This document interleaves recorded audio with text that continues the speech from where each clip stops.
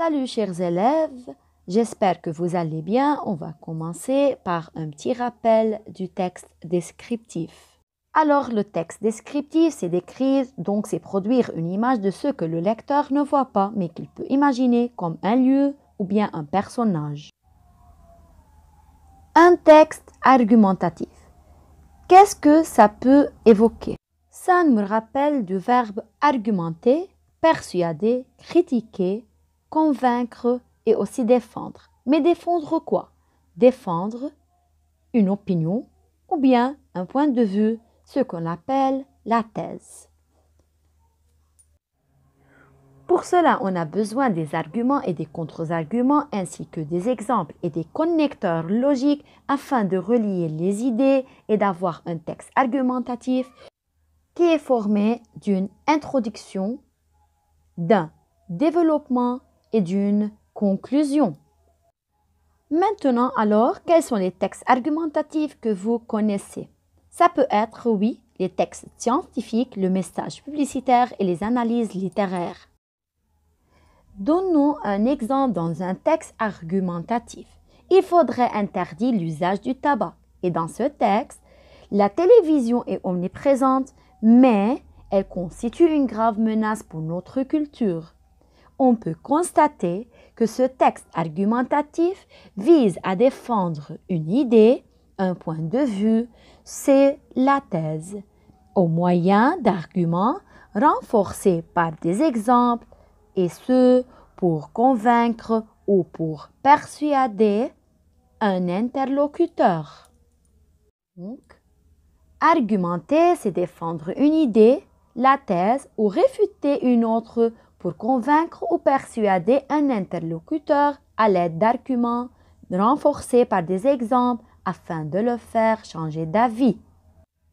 Faites attention, il y a une différence entre le verbe convaincre et le verbe persuader.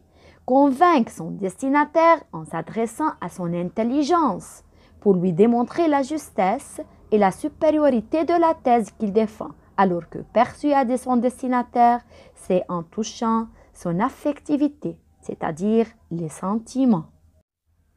Dans le texte 1, si on veut analyser les caractéristiques de ce texte argumentatif, on remarque qu'il y a la thèse défendue, il faudrait interdire l'usage du tabac, et les arguments, cette drogue cause de très graves maladies, et les exemples, les contre-arguments et à la fin la conclusion.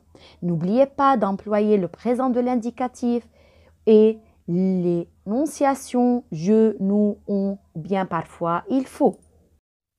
De même, on peut utiliser les fausses questions. On ne peut pas traiter un texte argumentatif sans mentionner les organisateurs textuels. Pour introduire, additionner, énumérer, expliquer, introduire un exemple et marquer la transition, il faut employer ces termes qui aident à avoir un texte cohérent. En plus, les connecteurs logiques sont incontournables lorsqu'il s'agit de présenter un raisonnement rigoureux dans lequel sont mis en jeu différents types de relations logiques, telles la cause, la conséquence, l'opposition, la concession, le but, la conclusion et la condition. En bref, un texte argumentatif comporte généralement un exposé de la thèse défendue, des arguments, des exemples, des connecteurs logiques et des indices de la situation d'énonciation.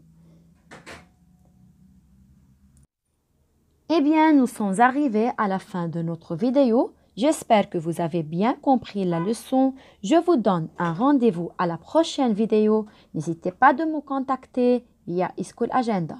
Je vous attends.